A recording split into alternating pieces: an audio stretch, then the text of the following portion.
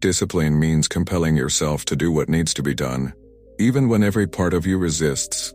This is a truth most people run from, yet it's the very truth that draws the line between success and failure. The title says it plainly: How to Force Yourself to Be Disciplined. Because let's face it, if you wait until the moment you feel ready, you'll be waiting endlessly. If you rely solely on motivation, you'll always come up short. Discipline isn't a decision made only when conditions are perfect. It's the decision you commit to every single day, especially on the days that feel unbearable. Reflect for a second. How many chances have slipped away because you hesitated? How many times has comfort quietly stolen progress from your hands? This message isn't about theories or abstract motivation. It's about the raw, undeniable truth, learning to take control of yourself in those moments when excuses scream the loudest. If you can learn to force discipline into your life, you can change every aspect of it, and that's exactly what you're about to learn. Chapter 1. Face your laziness directly. And refuse to negotiate. Discipline isn't something you stumble upon by luck. It doesn't show up one morning, knocking politely on your door. Discipline is something you build, something you confront, and most importantly, something you must force into existence when every fiber of your being wants to escape responsibility.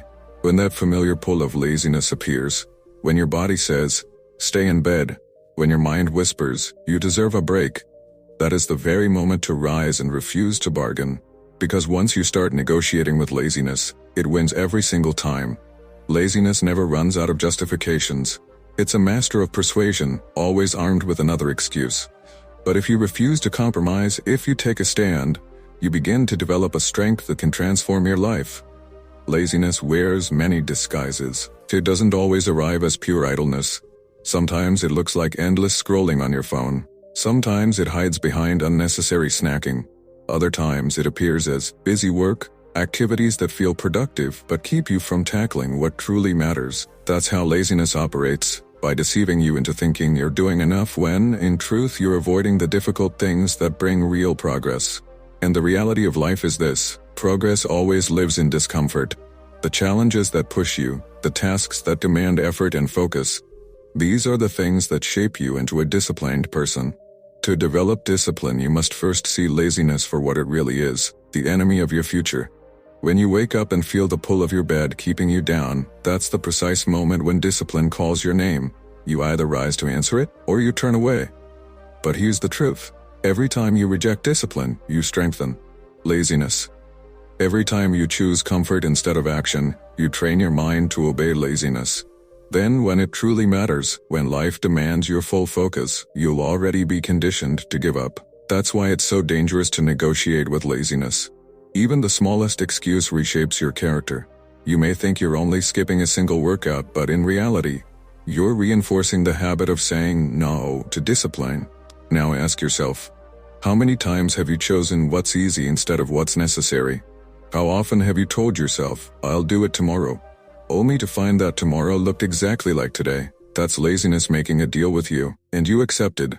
But if you truly want to live differently, you cannot keep signing that contract. You must confront laziness directly, look it straight in the eye and refuse to make a deal. Say no. Act immediately, even when your mind screams the opposite. That's how you build discipline, by acting when comfort tempts you to stop. The reason so many people stay stuck isn't because they lack intelligence or opportunity. It's because they continually negotiate with laziness. They wait until they feel ready. They wait for the perfect time, the perfect mood, the perfect motivation. But those moments never arrive when you expect them. If you keep waiting for the perfect conditions, you'll wait your entire life. Discipline begins the moment you act before you feel ready. It begins when you stare laziness in the face and move forward anyway. The human mind is a master storyteller, and its favorite stories are about comfort. You worked hard yesterday. You've earned rest today. You don't have the energy now, do it later. One skipped day won't make a difference.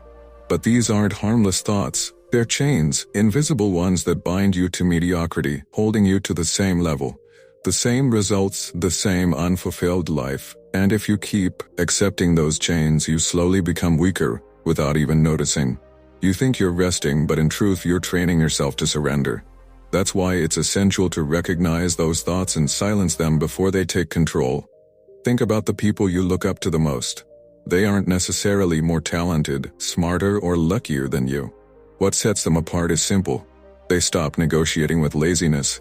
They build discipline by refusing to listen to excuses, by forcing themselves to act even when they didn't want to. That's the secret. It's not glamorous. It's not thrilling, but it's real. It is the power to say no to weakness and yes to growth. Discipline is the simple yet powerful ability to say no to the weakness within you, and yes to the actions that push you forward. But forcing yourself to be disciplined isn't about punishing yourself or being harsh for the sake of pain. It's about something deeper.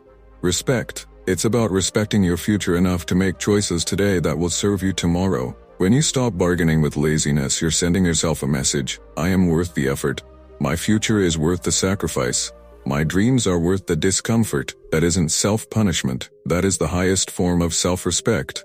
Here's the truth. Laziness never disappears completely.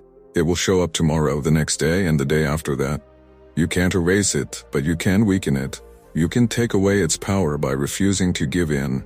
Each time you choose action over excuses, you reclaim a piece of your strength.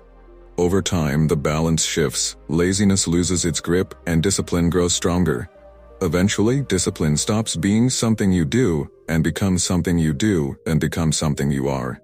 And that transformation begins with one single moment, the moment you stop negotiating. The moment discipline is born, it won't feel easy at first. Your body will resist, your mind will argue, you'll hear every reason to delay, every whisper telling you to wait, but this exact moment is where discipline is built. Not when it's easy, not when it's convenient, only when it's hard, only when you don't feel like it. That's where real strength is forged. That's where a disciplined life begins. So ask yourself now, what have you been postponing? In what part of your life has laziness been winning?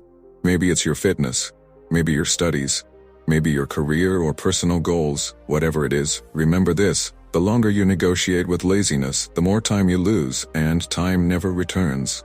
That's the true cost of laziness. Not just wasted minutes, but lost opportunities that could have changed your life. How to face laziness directly. So, how do you confront laziness head on? You start small. You pick one thing you know you need to do. And you do it right now. You don't overthink it, you don't debate it, you don't ask yourself how you feel, you simply stand up and act. That small act is your first victory, and it begins to break the old pattern. Once you break it once, you can break it again. And again. And again. That's how discipline is built. Through small victories stacked on top of each other until they form a solid foundation that laziness cannot penetrate. And every time you overcome laziness, you earn more than progress, you earn confidence. You start to trust yourself again. You know that when laziness appears tomorrow, you'll be ready. You won't fold, you won't bargain, you'll move. That trust is priceless. Because once you truly trust yourself, once you know deep down that you won't negotiate with weakness, your entire life begins to change in ways you could never have imagined. Do not join the crowd of delay. There will always be people who say, I can't do it, it's too hard, I'll start later. Don't be one of them. They're waiting for a moment that will never come. Be the person who says, I'll do it now. I'll act even when I don't want to. I won't negotiate. That's the person who builds a life of strength, success, and freedom. That's the person who becomes unstoppable. And that person can be you. So remember this: the next time laziness calls, don't answer. The next time it whispers, silence it. The next time it offers comfort, reject the deal. Stand tall, take action. Build your strength one decision at a time, and never forget. The very moment you stop negotiating with laziness is the moment you force discipline into your life. And discipline is the path that changes everything. Chapter 2. Take small actions immediately to train instant response. Discipline isn't built in giant leaps. It doesn't appear out of nowhere after one big decision. It's created through small, consistent actions taken at the exact moment they're needed. Every time you hesitate, every time you delay, you weaken your ability to respond. The secret to genuine discipline lies in acting immediately. To move the moment the thought crosses your mind, without hesitation, without debate, without excuses. Those tiny, instant decisions train your mind and body to respond without delay. Over time, that habit becomes the foundation of unshakable strength in every area of life. Think about how many opportunities have slipped away simply because you paused. You felt the urge to work out, but waited, and then skipped it. You knew you had a call to make, but said you'd do it later. and later never came. You had an idea worth writing down, but told yourself it could wait, and then you forgot. These moments don't seem destructive at first, but over time they shape your behavior. They teach your mind that hesitation is acceptable. And the more you allow hesitation, the weaker your discipline becomes. The power of instant action. Now imagine the opposite. Imagine that every time you had a thought to act, you moved. You think about drinking water and you drink it. You think about reading a book, and you open it. You remember a task and you start it right then. That's how momentum is built. That's how strength grows. This pattern creates something incredibly powerful. The ability to respond instantly. That's how you stop laziness before it takes hold. That's how you prevent procrastination from planting roots. And that's how you take back full control of yourself. The power of immediate action. The reason immediate action carries such power is simple. The human brain is incredibly fast at creating reasons to stop. Within seconds of thinking about doing something difficult, your mind begins constructing a list of excuses. It tells you you're too tired. It insists you'll have more energy later. It whispers that it's not urgent right now, but here's the key.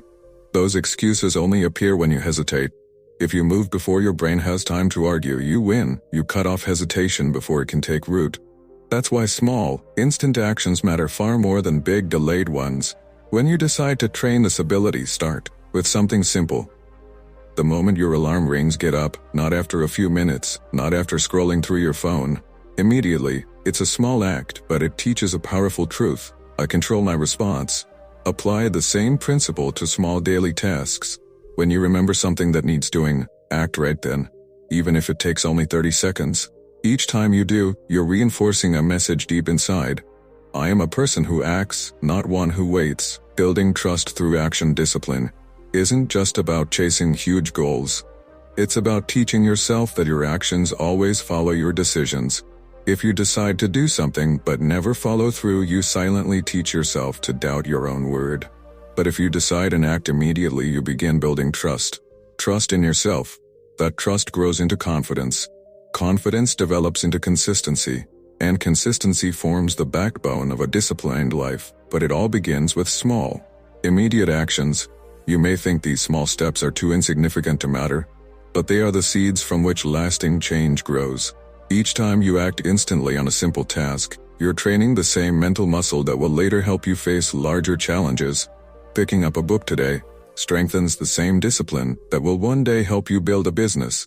Rising from bed the instant your alarm sounds develops the same discipline that will carry you through moments of real pressure. You cannot bypass the small steps.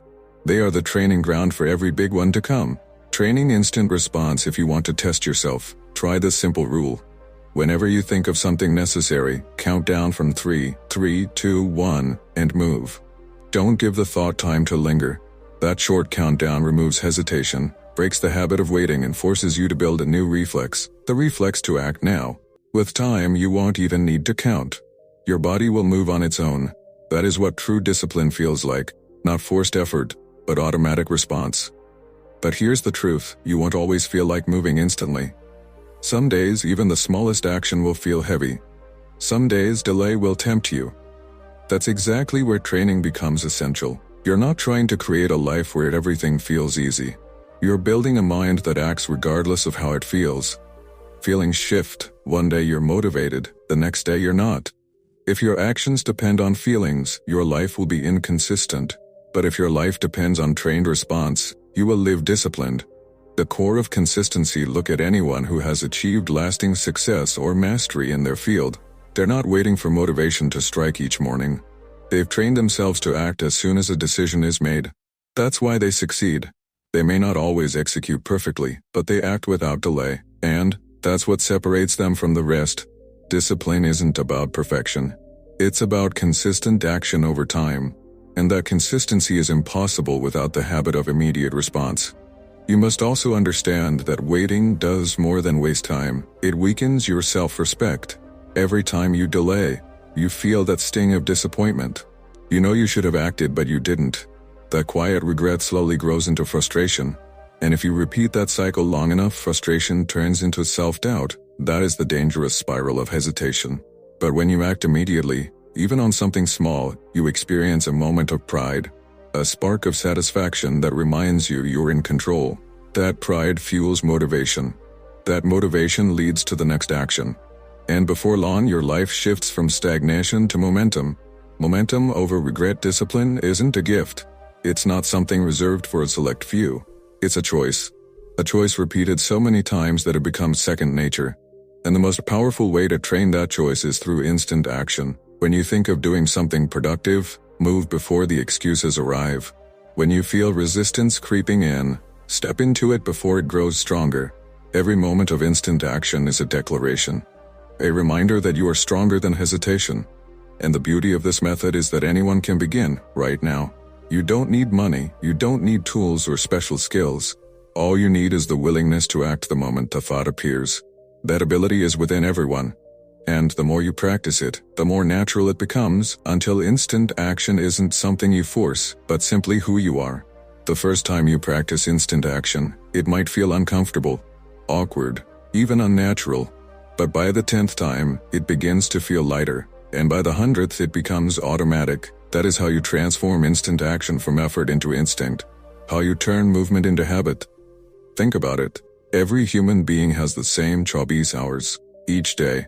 Some people build disciplined, purposeful lives, others waste their time chasing distractions. The difference isn't time, the difference is response. Some act the moment the thought appears, others wait. The question is, which group will you belong to? The answer lies in what you do in that single moment between thought and action. If you want a stronger future, stop giving hesitation the power to control you. Start honoring your thoughts by following them immediately with action. When you feel the urge to do something good for yourself, move. When you know a task is waiting, handle it now. When faced with the choice to delay or act, choose to act. Those moments may seem small, but they shape who you become. The disciplined life is built in these precise moments. Not tomorrow, not someday, but right now, right here, in the decision you make today. Take small actions immediately, and you'll begin to train your mind and body to respond instantly. That instant response becomes your shield, protecting you from laziness, procrastination, and wasted time. It becomes the tool that keeps your life focused, sharp, and strong. And more than that, it becomes the foundation of a life that grows stronger every single day. When you decide to act immediately, you're sending a powerful message to yourself. My future matters more than my comfort. You're declaring that excuses will no longer guide your choices. You're affirming that you are in control. That message, repeated through countless small actions, will transform everything. So when the next decision appears in your mind, don't wait, don't hesitate, don't negotiate. Act, move, respond, because the life you want, the one you've been hoping for, is waiting. But it only reveals itself to the person who learns to act without delay. Chapter 3. Control your thoughts before they control you. The greatest battles of discipline are not fought in the world around you. They're fought within the walls of your own mind. Every action you take begins first as a thought. Every decision is born from the direction of your thinking. If you don't learn to master what happens inside your mind, your life will always be governed by impulses, emotions, and distorted beliefs. But when you learn to guide your thoughts, you position yourself to make clearer, stronger, and wiser choices. Discipline only becomes possible when you recognize just how powerful your thoughts truly are. Most people underestimate the influence their thoughts have on their lives. They believe actions and thoughts are separate, but they're not. Actions are simply extensions of what you allow to take root in your mind. Think about it. A person who constantly tells themselves, someone who repeatedly believes they'll fail never even begins. Thoughts aren't harmless. They're the seeds of every decision, and every decision constructs your future. That's why mastering your thoughts is the foundation of discipline. The discipline of thought management. When you aren't conscious of what you're thinking, your mind becomes a playground for negativity. One negative thought leads to another, and soon you're filled with hesitation, fear, and excuses. You tell yourself you're too tired, you're not capable, it's not worth the effort. And if you allow those thoughts to linger, they begin to shape your behavior. At first, you won't even notice it, but slowly, you start avoiding challenges, you start accepting less than your potential. And over time, your life begins to mirror the weakness of those thoughts. The good news is you can reclaim control. You can train your mind to filter thoughts the same way you filter what you eat. You don't consume everything placed in front of you without thinking. You make deliberate choices, because you understand that what you eat affects your health. In the same way, you can't allow every thought to take root. You must choose which thoughts deserve your attention and which ones must be replaced. That is a discipline, all on its own. The discipline of managing your mind. Step 1. Awareness. The first step toward controlling your thoughts is awareness. Too many people move through life on autopilot, never stopping to notice what's happening in their heads. They assume their thoughts are facts, when in truth most thoughts are opinions, interpretations, or echoes of old experiences. If you want control, you must pause and observe. Ask yourself, what am I thinking right now? Is this thought pushing me forward or holding me back? Is this thought building discipline or destroying it? The moment you ask these questions, you create distance between yourself and the thought. You gain power over it, instead of being controlled by it. Step 2. Replacement. You can't simply erase a thought and leave an empty space behind. The mind doesn't function in a vacuum. If you want to remove a destructive thought, you must replace it with a constructive one. If your mind says, I can't do this, respond with, it might be hard, but I can learn and improve. If your mind says, I don't feel like starting, replace it with, let's start now. Because starting builds momentum. Replacement isn't about pretending everything is fine. It's about deliberately directing your thoughts towards strength instead of weakness. Choosing thoughts that build you rather than break you. Step 3. Controlling your mental environment. Another vital step is managing the input that fuels your mind. Your environment constantly shapes your thoughts. The media you consume, the conversations you engage in, the people you spend time with. If you're surrounded by constant negativity, complaints, or gossip, you'll begin to think the same way. If you fill your time with endless entertainment, your mind will gravitate toward comfort instead of growth. Controlling your thoughts also means controlling what you expose yourself to. If you want to live with discipline, create an environment that feeds your mind with clarity, focus, and purpose. Surround yourself with voices, people, and habits that push you forward, not ones that pull you down. Step 4. Reflection, the tool of mental mastery. One of the most powerful ways to gain control over your thinking is through reflection. Set aside time each day to review how your thoughts guided your actions. Ask yourself, did my thinking move me closer to my goals or further away today? Where did negativity influence my decisions? Where did I win the battle in my mind? This daily reflection builds awareness, and awareness allows correction. The more often you reflect, the quicker you'll recognize harmful patterns before they harden into habits. Understand this truth. Your feelings are the children of your thoughts. They follow where your thinking leads. When your thinking lacks discipline, your emotions become unstable. You feel discouraged, anxious, or overwhelmed. Not because of your circumstances, but because of how your mind interprets them. The source of emotional chaos is rarely external. It's the untrained dialogue happening inside your head. But when you learn to guide your thoughts with intention, your emotions begin to settle. You start to feel capable, composed, and strong.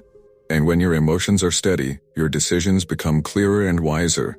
This is why mastering your thoughts is not just a mental exercise. It directly shapes your energy, your focus, and your ability to follow through on what truly matters. You must also learn to challenge your rational thoughts. Often, your mind will distort reality. It will whisper that the task is too large, that there isn't enough time, that failure is unavoidable. But when you take a step back and observe, you realize those are not truths. They're fears pretending to be facts. Discipline grows when you confront those fears with logic and truth.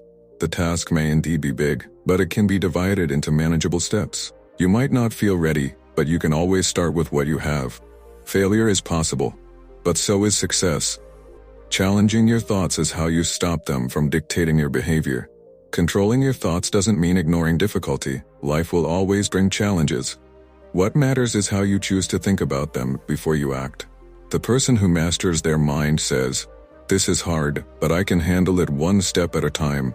The person who doesn't says, "This is hard, so I won't even try." The situation is identical, but the outcome is entirely different. Training the mind through everyday moments. If you want to make this practical, start by noticing the small moments. Observe what you say to yourself when the alarm rings. Listen to your thoughts when a difficult task appears. Pay attention to the mental dialogue when you feel tempted to delay something important. Then, practice replacing those thoughts instantly. Instead of saying, 5 more minutes of sleep, say, "Getting up now makes me stronger." Instead of thinking, "I'll do it later," say, "Doing it now builds my discipline." Instead of believing, "This is too much," remind yourself, "I'll just take the first step." This is how you begin retraining your mind to serve you instead of sabotage you. Over time, as you win more of these silent battles, you'll notice something shift. You'll start to feel stronger from within. You'll trust yourself more deeply because you'll know that your thoughts no longer control you. You control them. That trust creates a quiet kind of power. You stop feeling like a victim of emotion. You stop letting every distraction pull you away from what matters.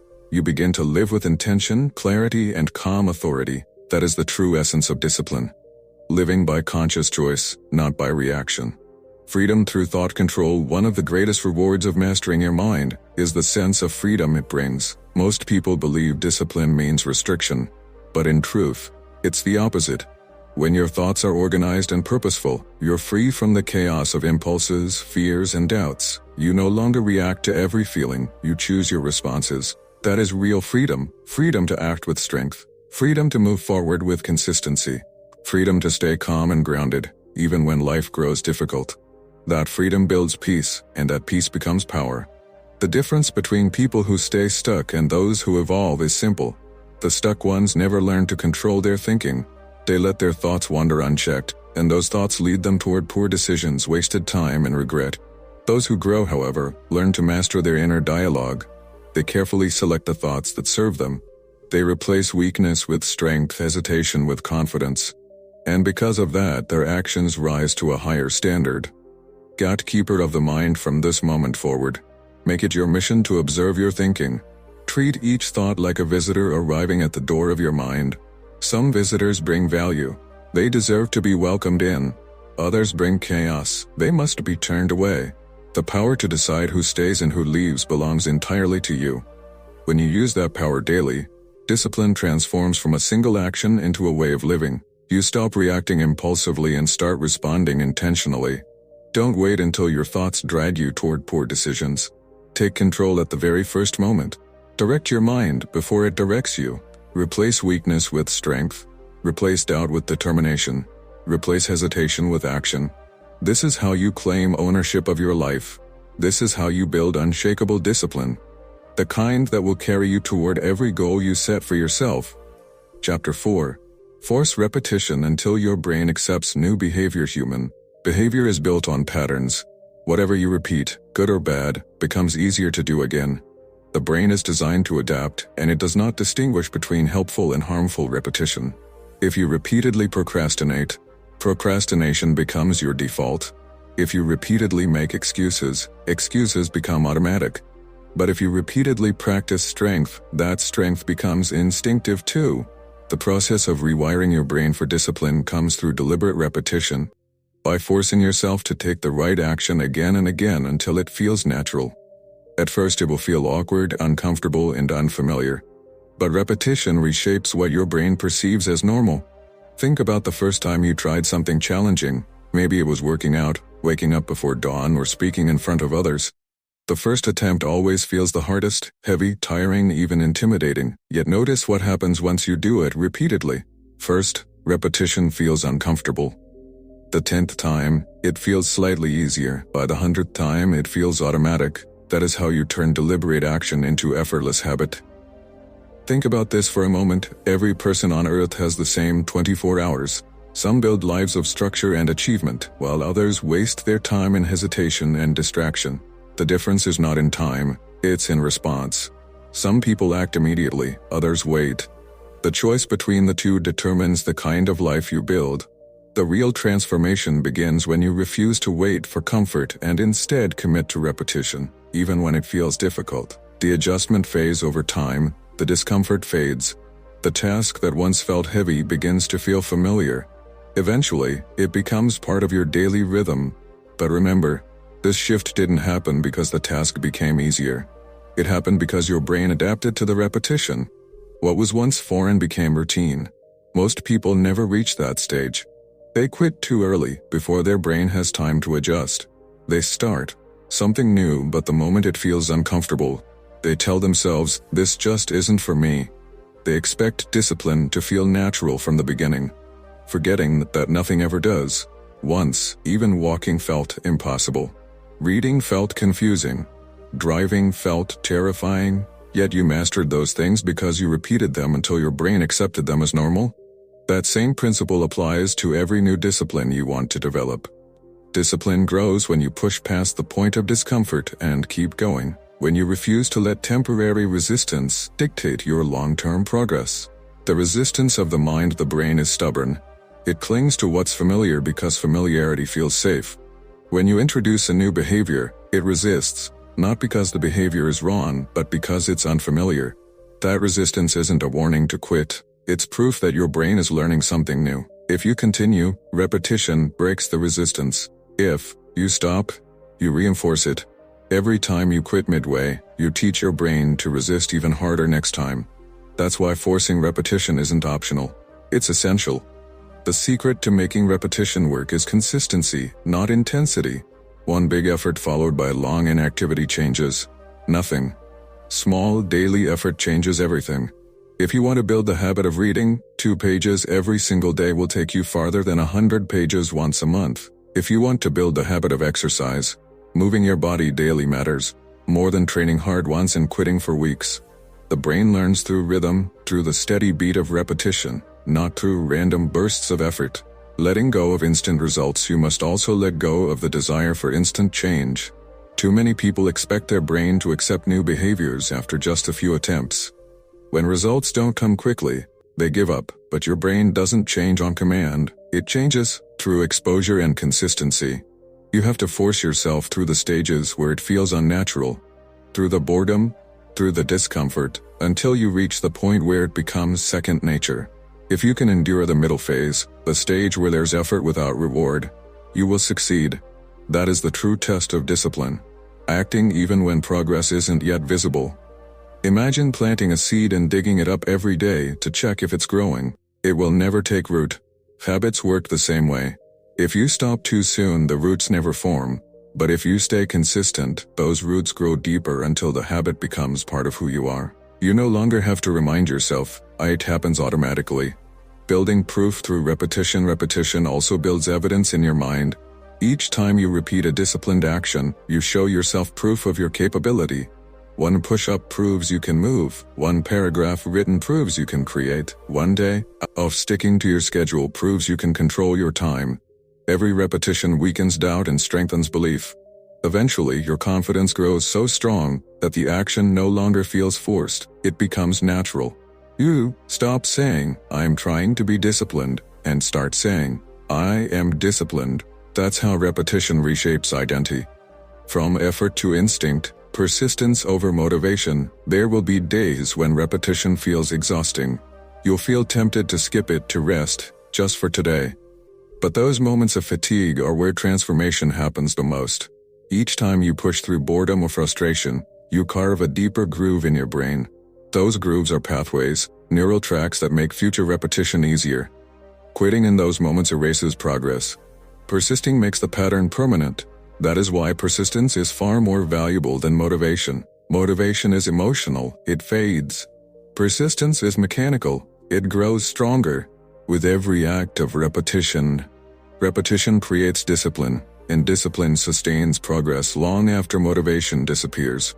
Practical ways to anchor repetition. One of the best ways to make repetition easier is to attach new behaviors to existing ones. This creates natural triggers. If you want to practice gratitude, write down 3 things you're thankful for immediately after brushing your teeth. If you want to build the habit of exercise, do a few push-ups after pouring your morning glass of water. By linking a new behavior to an established routine, you reduce the effort it takes to remember.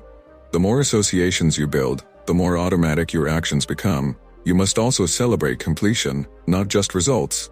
Many people only reward themselves after achieving big outcomes. But the real victory lies in the act of repeating itself.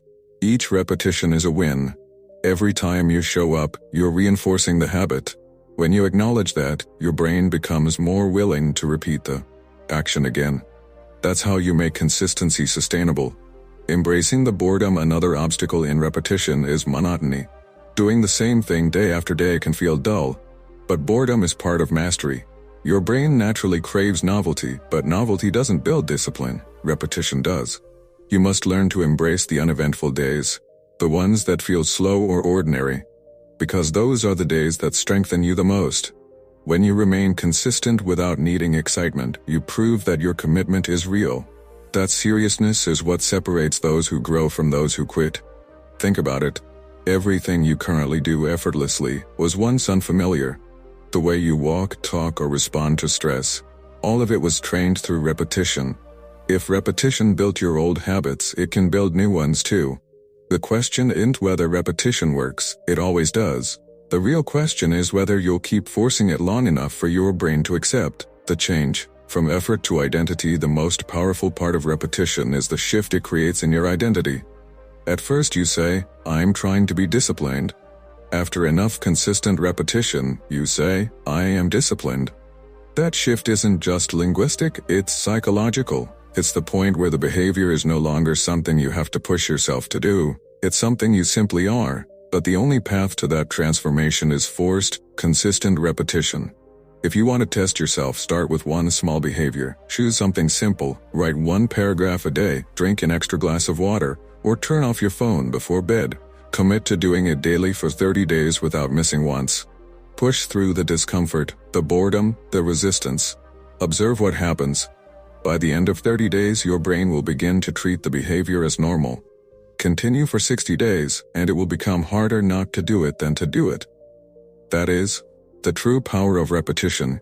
You don't just change your actions. You rewire your brain. You shift your default state from hesitation to discipline. And that shift changes everything. The reason most people never truly change isn't a lack of ability. It's a lack of patience with repetition. They underestimate how long it takes for the mind to adapt to something new. They want instant results. That the truth is, repetition is the shortcut. But the truth is, repetition is the shortcut. It might feel slow, but it's the fastest route to transformation. Because once your brain accepts a new pattern of behavior, you stop fighting against yourself. Your actions start to align effortlessly with your goals. That is the definition of freedom, moving forward without resistance. Discipline has never been a mystery. It is simply the outcome of repeating a behavior until your brain surrenders to the new rhythm. In the beginning, you carry the habit. Over time, the habit begins to carry you. And when that happens, you no longer rely on daily bursts of willpower. You depend on who you've become. That transformation is available to anyone who can repeat long enough. So don't quit when it feels awkward. Don't walk away when boredom sets in. Don't stop because the results haven't appeared yet. Keep repeating, keep showing up. Force the action again and again until it becomes part of your identity. That's how discipline is built. That's how lives are changed. And that's the path waiting for anyone willing to repeat until their brain accepts a new way of living. Chapter 5. Replace negative self-talk with strict self-direction. The way you speak to yourself determines the level of discipline you'll ever reach. Every sentence you whisper in your mind either strengthens you or weakens you. If your inner voice is filled with doubt, excuses, and fear, your behavior will follow that same direction. You can't live a disciplined life while letting negative self-talk guide your decisions. Discipline begins when you replace destructive thoughts with strict self-direction. When you speak to yourself like a leader giving orders, not like a critic tearing you down. Negative self-talk rarely arrives loudly. It comes quietly. It tells you you're not ready. It reminds you of past failures. It whispers that the effort is too much. And because those thoughts feel familiar, most people accept them as truth. They carry those words around every day, unaware that by agreeing with them, they are shaping their future. If you keep telling yourself that you're weak, you'll live weak. If you keep repeating that you can't change, you won't. The mind follows the words it hears most often, especially when those words come from you. The power of strict self-direction. Strict self-direction is the antidote to negative self-talk. It's the decision to take complete control of your internal dialogue. Instead of letting your thoughts wander without purpose, you give them clear commands. Instead of saying, "I can't," you tell yourself, "Do it now." Instead of indulging doubt, you declare with certainty what must be done. Strict self-direction isn't about pretending things are easy. It's about refusing to allow weakness in your language. Your words must reflect the standards you expect from yourself. The reason this works is simple. The brain responds to clarity. Vague thoughts create hesitation.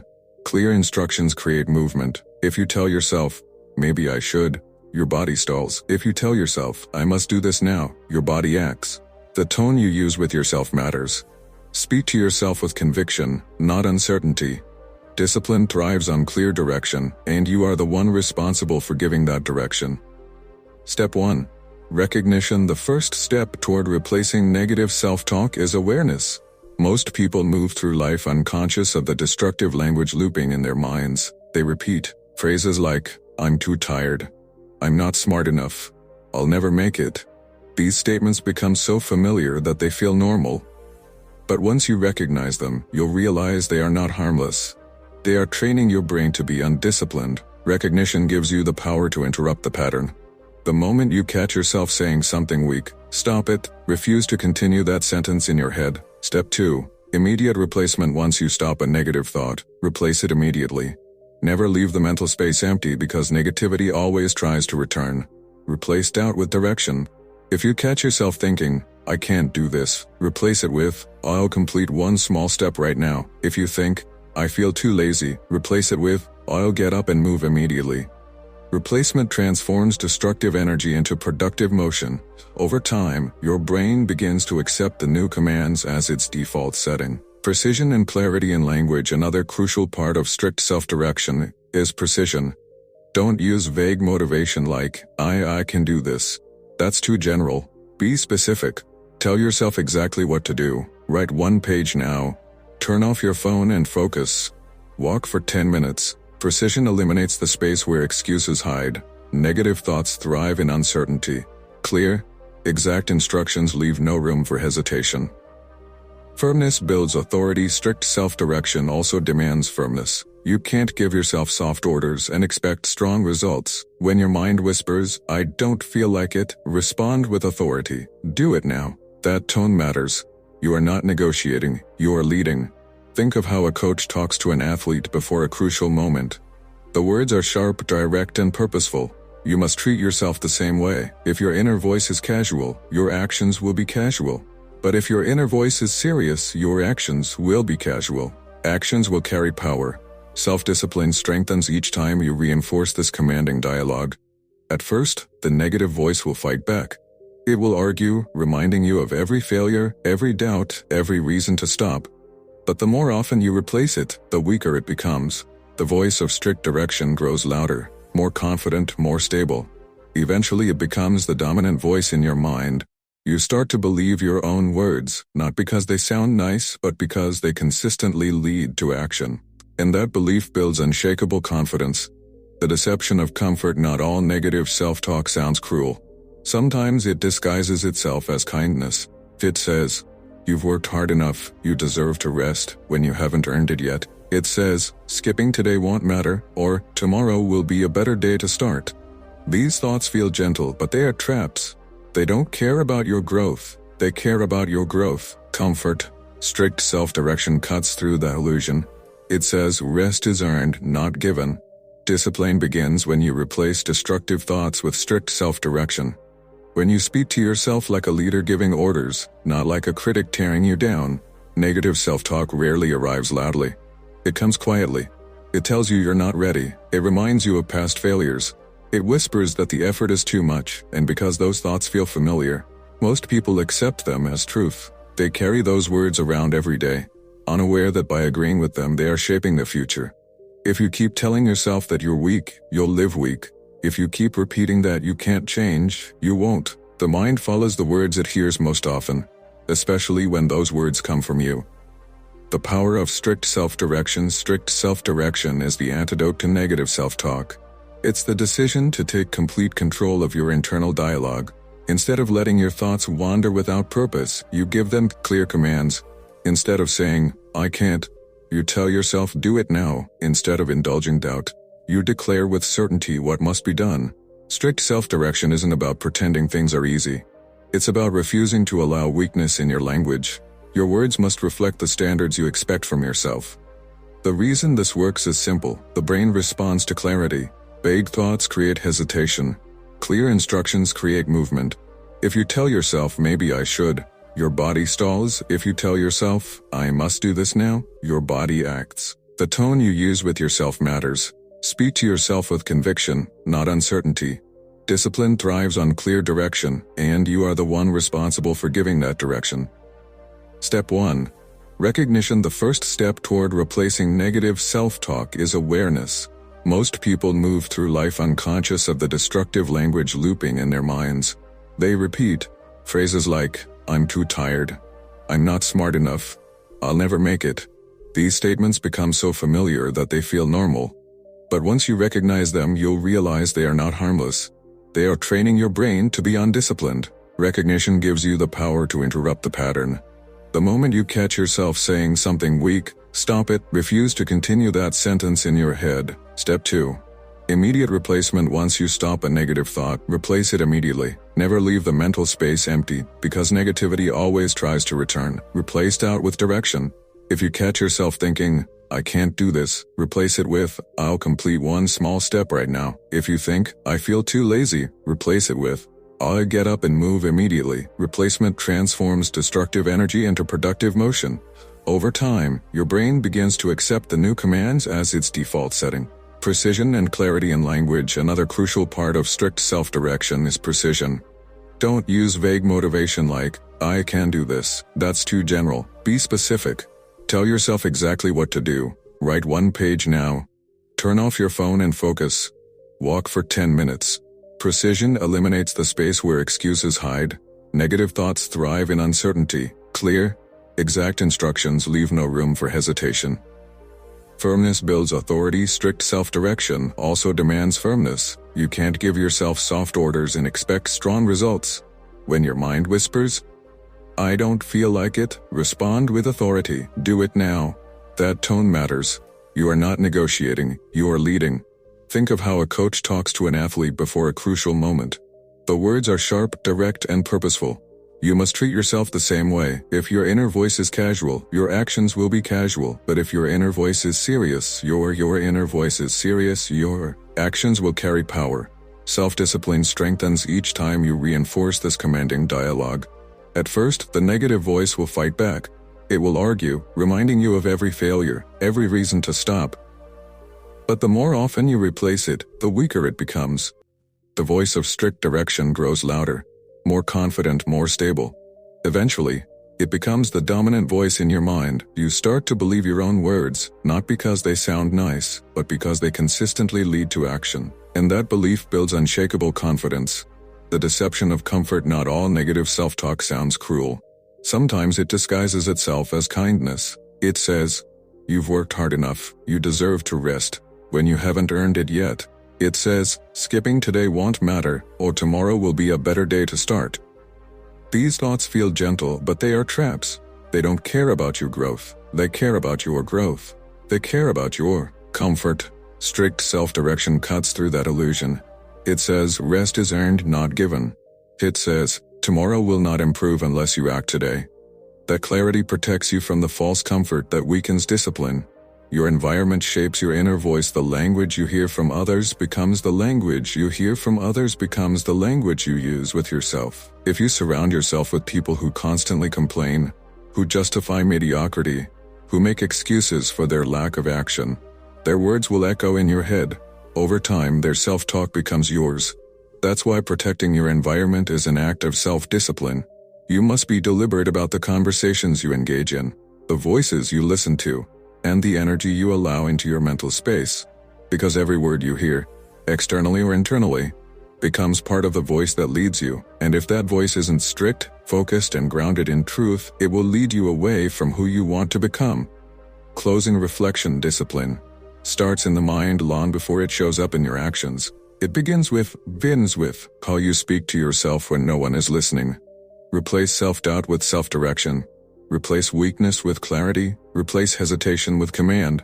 Every time you do, you're not just changing your words, you're rewriting the code that guides your entire life. That's how discipline grows. That's how identity strengthens. And that's how you transform from a person who wishes into a person who acts. You'll notice that when you spend time with people who constantly speak negatively, you start to echo their words even when they're not around. Their patterns become your patterns. Their language becomes your inner voice. That's why it's crucial to be intentional about the voices you allow in your environment. Surround yourself with individuals who speak with conviction, clarity, and direction. People who push themselves toward excellence, their language will begin to shape yours, and your inner dialogue will rise to meet that higher standard. A simple, yet powerful, exercise to replace negative self-talk is to write down the excuses you tell yourself most often. Don't avoid them, face them directly. Then, beside each excuse, write a command that corrects it. For example, I am too tired becomes, I am too tired, becomes, I begin for 5 minutes, no matter how I feel. I'll never succeed becomes, I'll practice daily until I improve. Read these strict directions regularly until they feel automatic. Each time the old excuse appears, the new command will already be waiting. Strict self-direction isn't about being harsh with yourself. It's about being honest and firm. Negative self-talk weakens you because it twists the truth. It exaggerates your limitations and hides your potential. Strict direction restores honesty. It tells you, you may not feel ready, but you are capable of acting. You may not see results yet, but consistency will bring them.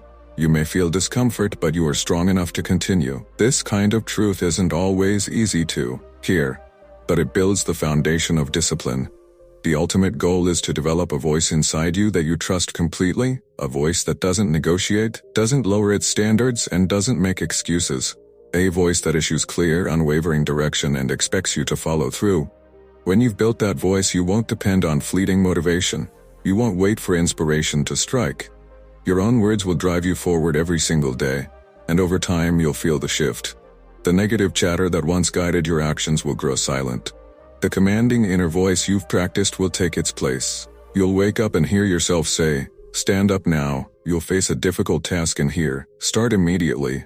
You'll meet resistance in here. "Do not stop until it's done." That inner dialogue will act as your personal leader, a strong, steady force that pushes you toward growth. Every disciplined person you admire has built this same internal system. None of them silenced negativity by accident. They replaced it consistently, deliberately, until strict self-direction became second nature. You can do the same. It takes awareness, replacement, precision, and firmness. It takes daily repetition, but once you build it, you'll never again be controlled by destructive self-talk. You'll move with clarity, and your discipline will carry you forward, regardless of emotion or circumstance. From this day on, make the decision that your inner voice will serve you, not sabotage you. Stop allowing negative talk to take up space in your mind. Replace every weakness with a command. Speak to yourself as a leader, not as a victim. Direct your thoughts with authority. And remember, the words you repeat to yourself each day are quietly sculpting the discipline that will define your future. Chapter 6. Use pressure to act when comfort pulls you back. Comfort is one of discipline's most deceptive enemies. It feels pleasant, safe, and familiar, but if you surrender to it too often, it slowly drains your drive and weakens your ambition. Comfort whispers you can take it easy. It tells you, you can do it later. It tempts you with, you've earned a little rest. At first it seems harmless, but over time, comfort erodes your standards and pulls you farther from your goals. The only way to escape its grip is to apply pressure, to create conditions that force movement when your body and mind would rather stay idle. Without pressure, comfort always wins. With pressure, you rise above it. Pressure is not your enemy. In truth, it's one of your greatest allies. Pressure reveals strength you didn't know you had. Think about deadlines. How many times have you procrastinated until the final moment, only to produce more in a few hours than you did in the weeks before? That surge of performance didn't come from new ability, it came from pressure. The problem is that most people wait for external pressure, deadlines, emergencies, consequences before they act. Discipline grows when you stop waiting and start applying pressure on yourself before life does it for you. The role of pressure and urgency. Comfort thrives in the absence of urgency. It convinces you that tomorrow will be just as good as today. That waiting another hour won't make a difference. That's how it keeps you stuck. Pressure, on the other hand, introduces urgency. It reminds you that now is the time, not later. When used correctly, pressure eliminates the space comfort needs to grow. It creates an environment where inaction is no longer an option, where the only choice is movement. Creating pressure through accountability. One of the most effective ways to apply pressure is through accountability. When you tell someone about your goal, when you make your commitment visible, you introduce a healthy weight that pushes you forward. If you promise yourself privately that you'll work out, comfort will try to convince you otherwise. But if you tell a friend or make that goal public, you've added pressure. You've created expectation. That pressure removes the option of retreat. It forces you to act, even when you don't feel like it. Accountability gives you an extra reason to stay disciplined, because now, your reputation and your word are on the line. Using deadlines as tools for discipline. Another way to generate pressure is by setting deadlines. A goal without a deadline is nothing more than a wish. If you tell yourself, I'll get to it someday, comfort will turn that someday into never. But when you give yourself a clear, specific deadline, you create urgency that fuels action. To make it even more effective, shorten your deadlines. Challenge yourself to act sooner than feels comfortable. The tighter the time frame, the sharper your focus becomes. Pressure compresses time. It forces you to prioritize. It eliminates distractions and demands that you act with purpose. Without deadlines, comfort will always stretch your timeline. With them, you accelerate progress and multiply results. Financial pressure and commitment. You can also use financial pressure to strengthen your discipline. When you invest money into something, whether it's a course, equipment, or an experience, you create a tangible sense of obligation. People tend to waste opportunities when they don't attach value to their commitments. But when you've paid for something, when your resources are on the line, pressure appears. That pressure drives action. Pay for the class, buy the tool, invest in your growth, because once you have something to lose, your brain takes it seriously. Financial investment transforms intention into accountability. It reminds you that discipline has a cost, and that cost ensures you don't take it lightly. Pressure, when applied with intention, transforms comfort into progress. It creates the conditions where action becomes the only acceptable response. And when you learn to generate that pressure from within, when you no longer wait for life to force you, you take full command of your discipline. That is how strength is built, not in comfort, but in the pressure that demands movement. When nothing is at risk, comfort takes control. But the moment something meaningful is on the line, delay becomes far less appealing. Having something to lose sharpens your focus and forces action. One of the strongest sources of pressure comes from elevating your standards. When you tolerate mediocrity, comfort finds easy victory. But when you raise your expectations, when you demand more from yourself than before, you naturally create pressure to rise to that higher level. This kind of pressure is not about chasing perfection. It's about refusing to settle. It's about rejecting the easy path when you know you are capable of more. High standards build a healthy tension that pushes you to take action, with purpose and seriousness even when you don't feel like it. Another powerful strategy for harnessing pressure is to visualize the cost of comfort. Ask yourself, what will my life look like if I keep choosing ease over effort? Picture the wasted time, the missed opportunities, and the regret that accumulates year after year. That vision creates emotional pressure. It reminds you that every decision carries a consequence. When you clearly see what comfort will steal from your future, urgency replaces hesitation. That inner pressure becomes stronger than motivation itself. Pressure is not about creating unnecessary stress. It's about designing conditions where discipline becomes the natural response. Comfort always tries to slow you down, but pressure pushes you forward. Comfort whispers later. Pressure declares now. The consistent habit of applying pressure builds resilience. It trains your mind to take action, even when the pull of comfort feels powerful. You must also learn to use pressure in moments of weakness. When to use pressure in moments of weakness. When you feel yourself drifting toward ease, stop and command yourself with authority. Do it now, no delay. The firmness of those words generates instant pressure. It eliminates negotiation. That command pulls you back into motion precisely when you are most tempted to stall. Without that decisive firmness, comfort wins. With it, you collect victory after victory against complacency. An often overlooked form of pressure is responsibility. When others depend on you, comfort loses its influence. Responsibility forces you to rise. Think about parents who sacrifice their rest for their children, workers who push through exhaustion to provide, or leaders who carry the weight of an entire team. They don't act because they always feel inspired. They act because responsibility leaves no room for comfort. It creates a level of pressure that demands follow-through. You can apply this same principle in your own life. Take on commitments that require your discipline. Let others count on you. When your word matters, comfort becomes a weaker opponent. Understand this truth: comfort will never disappear. It will always whisper for you to rest longer, to delay, to wait a little more. You cannot silence it completely, but you can overpower it. Comfort is gentle. Pressure is firm. Comfort whispers. Pressure demands. The one you choose to obey will decide the direction of your life. If you want to test yourself, intentionally create pressure in your daily routine. Give yourself tight deadlines. Remove easy alternatives. Announce your goals publicly. Put yourself in environments where excuses cannot survive. Each deliberate act of pressure strengthens your discipline. You train your mind to act under pressure instead of shrinking beneath it. Over time, pressure will stop feeling like stress. It will begin to feel like structure, like the framework that holds you steady when comfort tries to make you soft. Remember, your greatest accomplishments will come from moments when you placed yourself under conditions that left no choice but action. Comfort and pressure cannot coexist. If you depend on comfort, your world will shrink. If you depend on pressure, your world will expand. You will grow stronger, more consistent, and more disciplined with every decision. Stop waiting for external circumstances to pressure you. Create that pressure yourself. Set firm deadlines. Declare your commitments. Attach real value to your actions. Demand more from yourself than what you currently accept.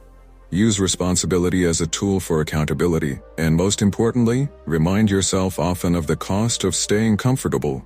Every one of these strategies builds a kind of inner pressure that demands movement. And when comfort calls, when it tries to delay your effort or tempt you with ease, respond with authority. Tell yourself, action is required now. Move immediately. Choose progress over ease. Each repetition of that choice strengthens your discipline. This path is not easy, but it is possible. And with every moment you choose pressure over comfort, you prove to yourself that your potential runs far deeper than you once believed. Chapter 7. Build mental toughness by choosing effort over relief. Mental toughness is the strength to keep going when every part of you wants to quit. It's the ability to remain in the effort instead of escaping into comfort. Life constantly places two roads before you. The road of effort, which builds strength, and the road of relief, which keeps you weak. Every day, you face this choice. And though the easier path often looks more appealing, it comes at a cost. You lose the chance to discover how capable you really are. The disciplined life belongs to those who repeatedly choose effort, even when relief promises ease. They understand that growth hides inside struggle. Every time you resist the pull of comfort, you build another layer of toughness. Mental toughness isn't about pretending challenges don't hurt. It's about staying in the fight when they do. It's the quiet endurance that develops when you refuse to give up. Each decision to lean into effort rewires your mind to handle more. And with time, what once felt impossible begins to feel normal. The ones who grow the most are not those who avoid discomfort, but those who train themselves to face it head-on. Because effort, when chosen repeatedly, becomes strength, and that strength becomes unshakable mental toughness. You must understand, true toughness is never built in comfort. It is forged in the very moments when effort feels heavy, when resistance feels unbearable, and when every part of you wants to escape. Those moments are crossroads. You can either quit or push through. If you quit, you teach your mind that relief matters more than progress. But if you push through, you send a different message. You teach yourself that effort defines who you are. Over time, those choices accumulate and shape your identity. You either become the person who gives in to relief or the one who thrives in effort. What most people fail to realize is how often they unconsciously choose relief. They reach for food when stress appears instead of facing the real problem. They grab their phone to avoid the uncomfortable task waiting before them. They stop just short of finishing what they started because the effort feels inconvenient. Each of those choices may seem insignificant in isolation, but together they form a pattern that either strengthens you or weakens you. The mind adapts to whatever you consistently feed it. Choosing effort means refusing to run from discomfort. It means understanding that growth demands struggle, that strength demands sacrifice, and that progress will never arrive without pain.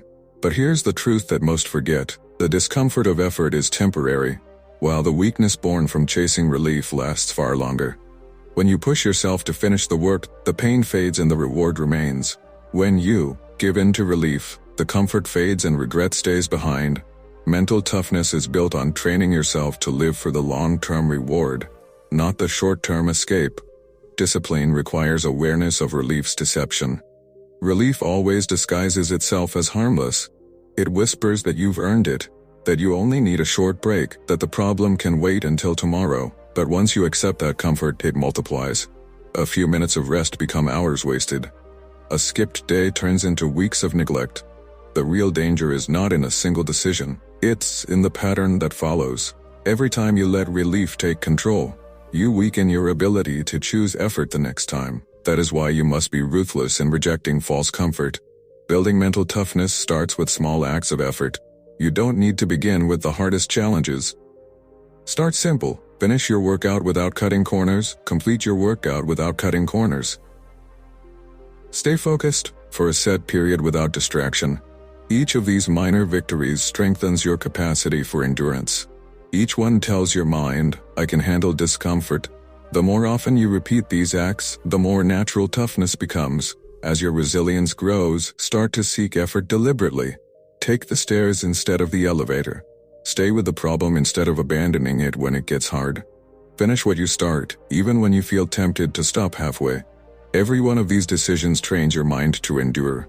Because mental toughness is not a gift, it's a habit. A habit built by consistently choosing effort over relief. Another crucial part of toughness is self-respect. Each time you choose effort, you prove to yourself that you can be trusted to follow through. That consistency builds pride, and pride fuels confidence. But when you give in to relief, you quietly lose respect for yourself. You might enjoy the momentary comfort, but later, disappointment sets in.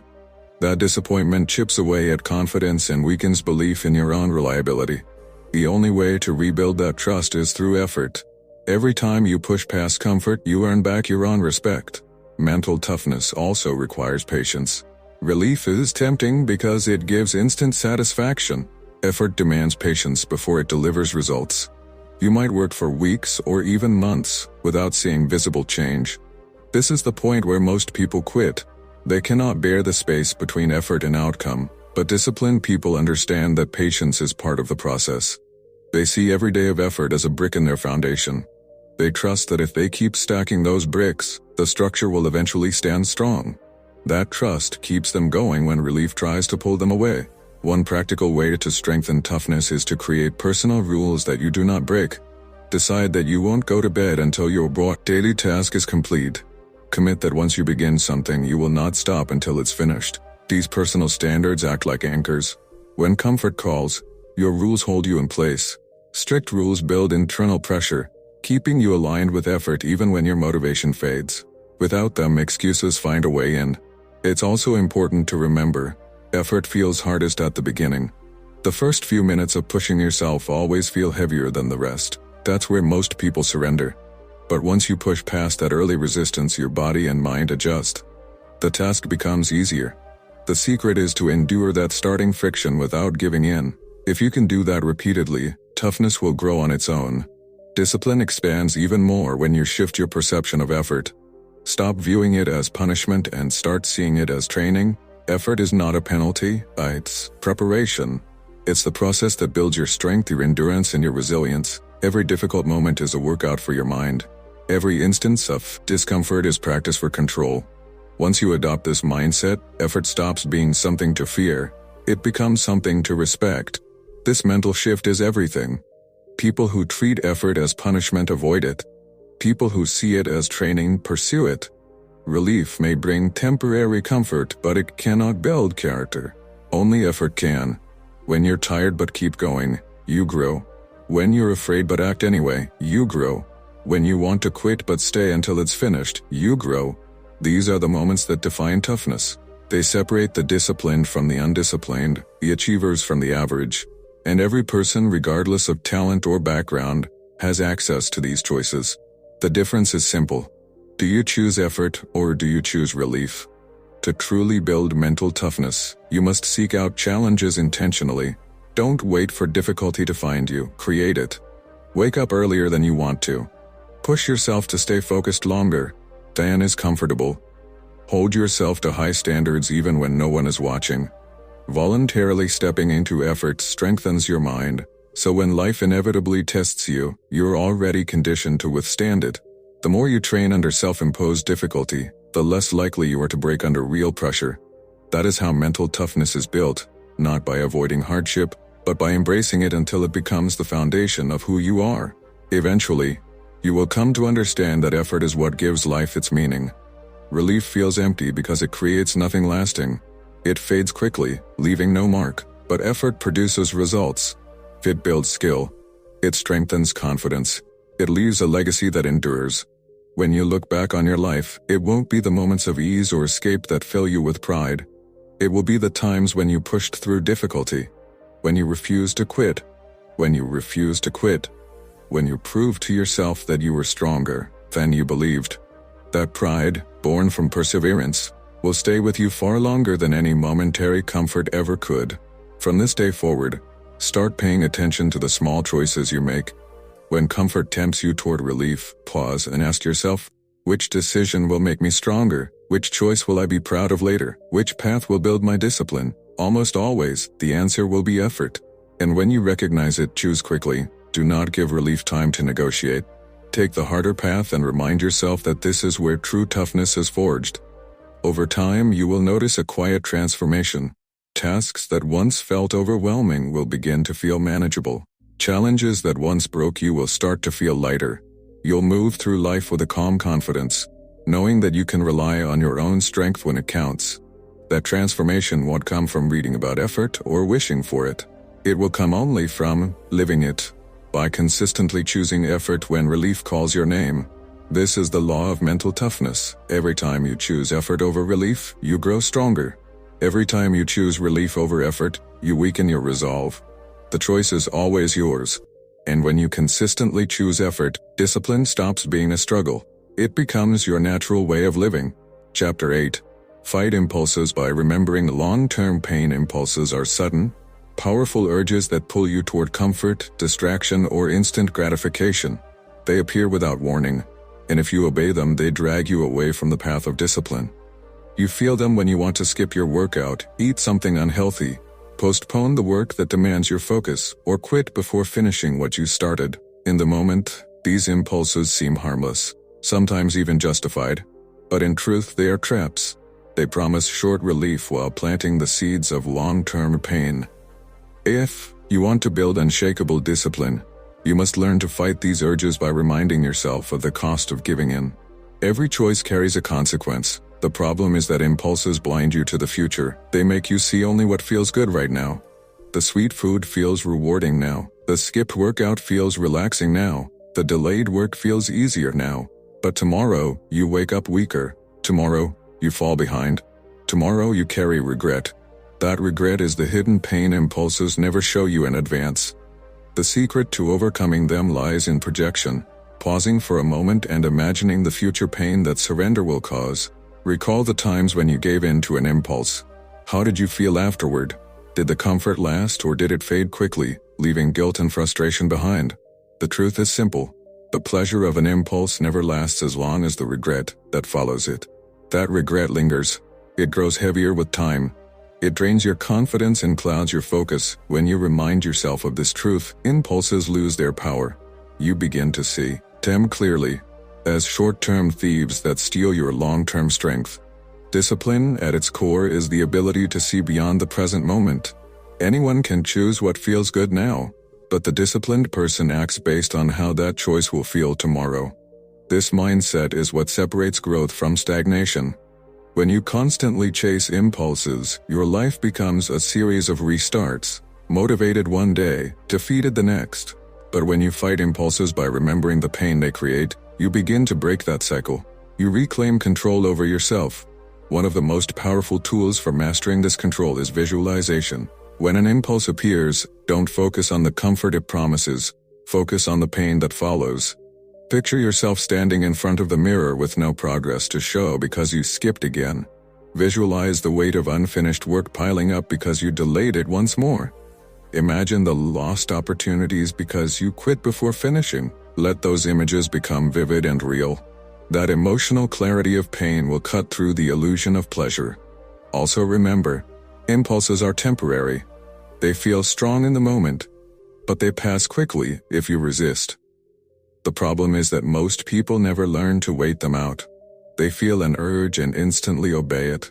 But if you pause, if you remind yourself of the long-term cost and hold the line, the impulse begins to fade. Each time you resist, you gain power. Each time you fight back, your self-control strengthens. With repetition, your impulses lose their hold on you. Mastering impulses also requires awareness. You must learn to recognize the triggers that awaken them. Maybe they appear when you're tired, stressed, or bored. If you never identify these triggers, you'll continue falling into the same traps. Once you understand them, you can prepare in advance. You can decide how you'll respond before the urge even arrives. When the moment comes, you won't be surprised. You'll be ready, armed with the clarity of long-term vision. Another powerful strategy is replacement. When the impulse strikes, redirect the energy instead of obeying it. If you feel like skipping work, start with one small piece of it immediately. If you crave unhealthy food, drink a glass of water first. If you want to scroll endlessly on your phone, take a short walk or breathe deeply for a minute. Replacement works because it transforms the energy of the impulse into purposeful action. Over time, your brain learns a new pattern. When the urge arises, you don't surrender, you respond with strength. That's how impulses lose their control. That's how you regain mastery over yourself. The cost of living by impulse is steep. It won't destroy you in a single moment, but it will quietly erode your strength over time. One skipped workout may not seem like much. One delayed test may not appear significant. But repeated impulses, over weeks, months, and years, create a body you no longer respect, a mind you no longer trust, and a life filled with missed opportunities. Every person who lives with regret today was once someone who gave in to their impulses yesterday. That is the reality you must remember every time an urge appears. If you want to live a disciplined life, you must accept that impulses will never vanish entirely. They will always surface. The goal is not to eliminate them, it is to master them. You win not by never feeling the urge, but by creating a space between the urge and your response. That brief pause is your moment of power. It's where you remind yourself of the pain you are avoiding and the strength you are protecting. It's in that pause that you decide whether you'll live in regret or rise in discipline. Every time you hold that line, your mental strength grows. At first, this battle feels draining. The inner fight seems constant and exhausting. But the more you practice, the more natural it becomes. Soon, resisting impulses is no longer a struggle. It becomes instinct.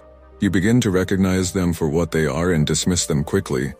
That mastery brings pride, not only in what you accomplish, but in what you no longer surrender to. And that pride becomes fuel for even greater discipline. Another powerful tool is to reframe your perspective on pain. Most people spend their lives running from pain, but discipline requires learning to face it. The pain of effort is temporary. The pain of regret lasts far longer. So when an impulse appears, ask yourself, which pain am I choosing right now? If you act on the impulse, you are choosing the pain that lingers, the pain of disappointment. If you resist, you are choosing the pain that strengthens, the brief discomfort that builds resilience. Discipline is about consistently choosing the pain that serves you, not the one that destroys you. It also helps to reconnect with your vision, the life you truly want to live. Ask yourself, do I want to be the kind of person who obeys every urge, or the kind who commands them? Do I want to look back on my life with pride or with regret? Your impulses will never think about these questions. They only care about now, but you must care about later. You must live guided by the bigger picture. That long-term vision is what allows you to resist the temptation of immediate comfort.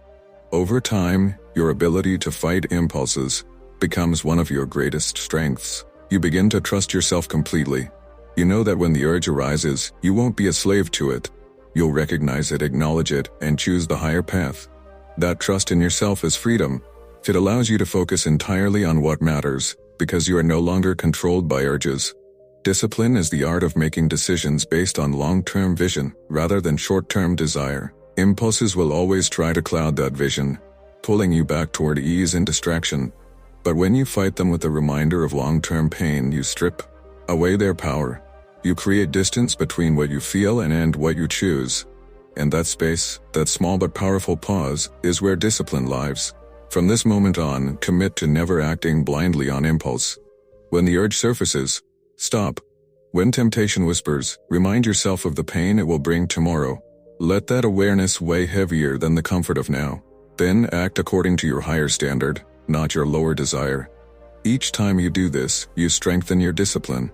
Each time you resist, you prove that your future matters more than your impulses. A disciplined life is not built through perfect conditions or endless motivation. It is built through the daily victories of self-control. By winning the invisible battles of impulse, one moment at a time. It's built by choosing effort over regret, vision over comfort, strength over weakness. And it all begins with one fundamental skill: the ability to fight impulses by remembering the long-term pain they create. That reminder becomes both your shield against regret and your most powerful tool for growth. Chapter 9. Direct your energy only toward what truly matters. Every person wakes each day with a limited supply of energy. That energy can either be invested into building a meaningful life, or wasted on distractions that lead nowhere. Discipline isn't only about forcing yourself to take action. It's about ensuring that your actions are directed toward what actually matters. Without focus, even hard work becomes hollow. You can stay busy all day and still feel empty, because your energy was scattered instead of concentrated. A disciplined life is not measured by movement. It's measured by meaningful progress in the areas that shape your future. Many people feel drained yet unfulfilled because they spread their attention too thin. They spend hours responding to messages, scrolling through endless content, worrying about opinions that don't matter, or tackling trivial tasks that make them feel productive but produce no real results. At the end of the day, they are exhausted, but nothing significant has moved forward. That is the trap of undirected energy. When you live this way long enough, you begin to confuse motion with meaning. You start believing that effort alone equals progress, but effort without direction is wasted energy. The discipline that transforms your life comes not from doing more, but from doing what matters most. It is the ability to say no to the unimportant, and yes only to the essential. The first step to directing your energy wisely is clarity. You must define what truly matters to you. Without clarity, you will be pulled in every direction by distractions, obligations, and temptations. Ask yourself, what are the few actions that create the biggest results in my life? Which choices move me closer to health, growth, stability, or freedom? The answers won't be the same for everyone, but every person must discover their own. Once you are clear, discipline means aligning your energy exclusively with those priorities. It's easy to get caught in the noise of modern life. Every notification, every request, every social distraction pulls at your attention. If you don't protect your focus, the world will decide where your energy goes, and the world rarely directs you toward your highest purpose. That's why you must be intentional. You cannot hope your energy will flow to the right places. You must decide in advance where it goes. You must guard your focus as if it were your most valuable possession, because it is. Focus is the gateway through which all progress flows, and losing it means losing direction. One of the most powerful methods to preserve that focus is by identifying your top 3 essential tasks each day. The actions that truly move your life forward, and committing to completing them before anything else. These are not errands or surface-level activities that merely keep you busy. Living it, by consistently choosing effort when relief calls your name. This is the law of mental toughness. Every time you choose effort over relief, you grow stronger. Every time you choose relief over effort, you weaken your resolve. The choice is always yours. And when you consistently choose effort, discipline stops being a struggle. It becomes your natural way of living. Chapter 8. Fight impulses by remembering long-term pain. Impulses are sudden, powerful urges that pull you toward comfort, distraction, or instant gratification. They appear without warning, and if you obey them, they drag you away from the path of discipline. You feel them when you want to skip your workout, eat something unhealthy, postpone the work that demands your focus, or quit before finishing what you started. In the moment, these impulses seem harmless, sometimes even justified, but in truth they are traps. They promise short relief while planting the seeds of long-term pain. If to things that lead nowhere. Discipline demands the strength to say no clearly, firmly, and without guilt. That no is not selfishness. It is self-respect. It protects your energy for the work that builds your future. You must also learn to recognize false productivity, the subtle trap that deceives many disciplined minds. False productivity is when you stay busy doing tasks that feel important but produce little to no progress. It's the endless organizing, the compulsive checking of messages, the constant researching instead of acting. These tasks give the comforting illusion of movement while quietly draining your strength. The disciplined person asks one simple but powerful question throughout the day. Is this truly moving me forward? If the answer is no, they redirect immediately. That habit alone separates those who make real progress from those who merely stay occupied. Directing your energy goes beyond work. It applies to every area of life. If you invest your energy in negativity, arguments, or trying to please everyone, you weaken your ability to grow. But if you pour that same energy into learning, health, meaningful relationships, and personal development, you strengthen every part of your life. The discipline lies in choosing where your attention goes, and being ruthless about cutting out what drains you without return. Another crucial principle is understanding and managing your peak energy hours. Every individual has certain times of day when their mind is sharpest and their energy is strongest. For some, it's early morning. For others, it's late afternoon or evening.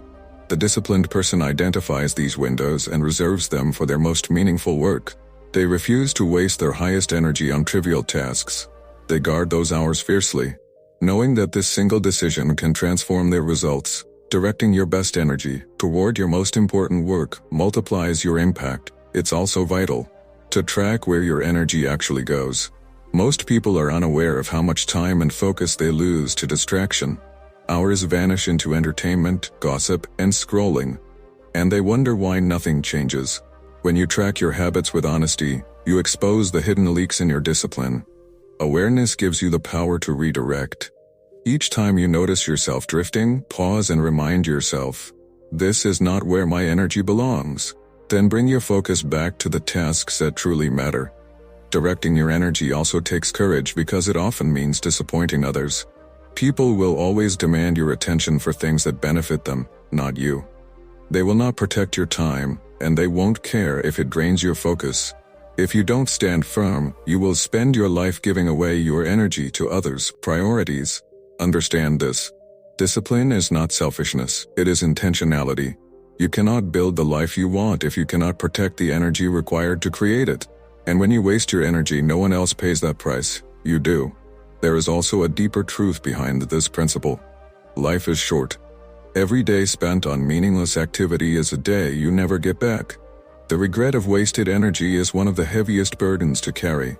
Many people only realize this too late, after years of effort spent on things that never mattered, only to find themselves with nothing of value to show. Discipline saves you from that regret. It ensures that your focus, time, and energy are invested in building something lasting and worthy. To apply this principle practically, create a list of your highest priorities, no more than 5, and measure everything you do against that list. If an activity contributes directly to one of those priorities, it deserves your energy. If it does not, it must be minimized or removed entirely.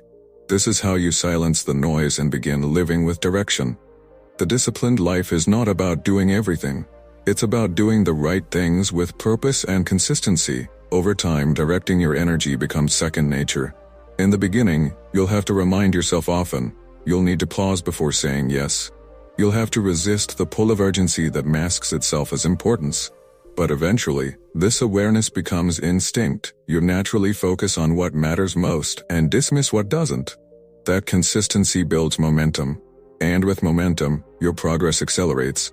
You start seeing results faster, not because you're working harder, but because you're working smarter. The people who achieve the most are not those who work endless hours.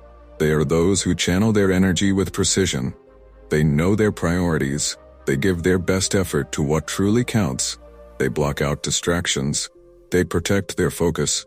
They invest only in what creates growth. That is the secret, not endless effort, but disciplined effort, directed toward what truly matters. From this moment forward, challenge yourself to stay aware of where your energy flows.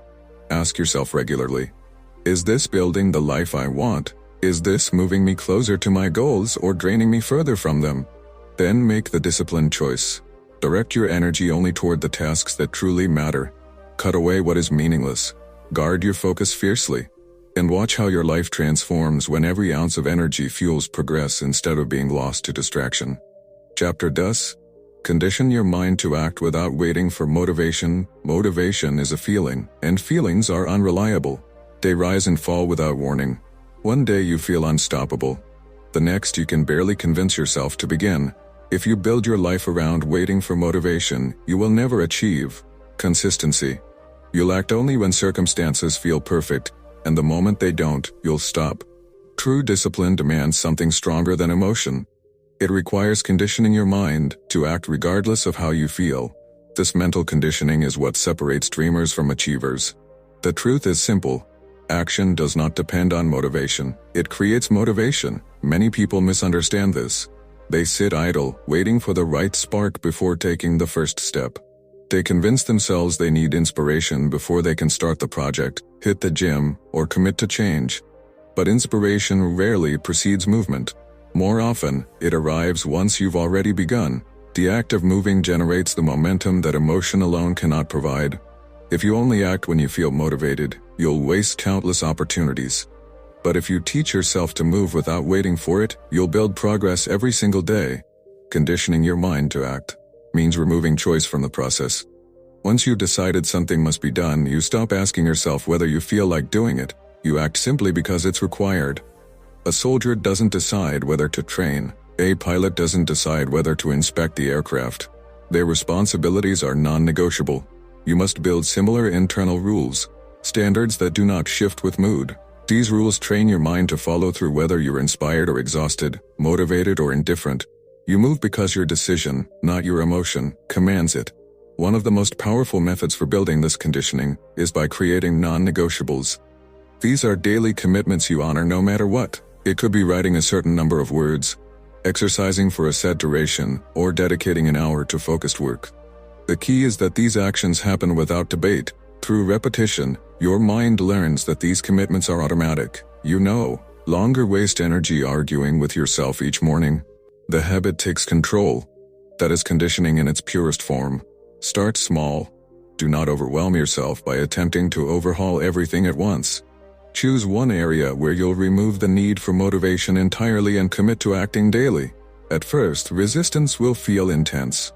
Your mind will beg for comfort, offering endless excuses. But every time you act anyway, you weaken the grip of laziness and strengthen the power of discipline. With time, the resistance fades. What once felt forced begins to feel natural.